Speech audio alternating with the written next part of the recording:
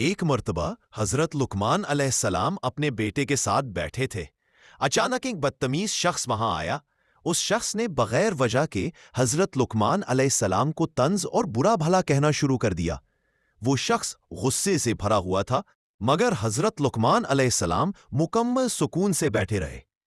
بیٹے نے حیرت سے پوچھا، ابا جان، یہ شخص آپ کو برا کہہ رہا ہے، آپ جواب کیوں نہیں دے رہے؟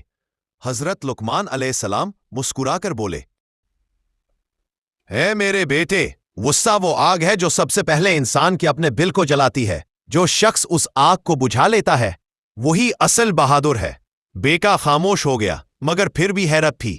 حضرت لقمان علیہ السلام نے مثال دیتے ہوئے کہا، بیٹا، اگر ایک کتا تمہیں بھونک کر تکلیف دے تو کیا تم بھی اس پر بھونکنا شروع کر دو گے؟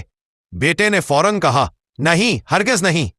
حضرت لقمان علیہ السلام نے فرمایا، بس اسی طرح جو شخص برا بولے اس کا جواب دینا ہمیں اس کے برابر کر دیتا ہے، لیکن خاموشی اور برداشت ہمیں اس سے اونچا کر دیتی ہے۔ بدتمیز شخص یہ ساری گفتگو سن رہا تھا۔ اس کو اتنا شرم آئی کہ اس نے آگے بڑھ کر لقمان علیہ السلام کے قدموں پر ہاتھ رکھ دیا۔ حضرت لقمان علیہ السلام نے اسے اٹھاتے ہوئے فرمایا، انسان کو گرے باپ معاف کر دینا چاہیے، کیونکہ ہم سب غلطی کرتے ہیں اور اللہ معاف کرنے والوں کو پسند کرتا ہے۔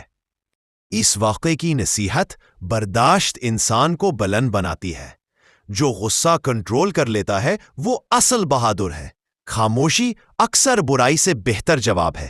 جو دوسروں کی بدتمیزی کو نظر انداز کر دے اس کا دل مضبوط ہوتا ہے۔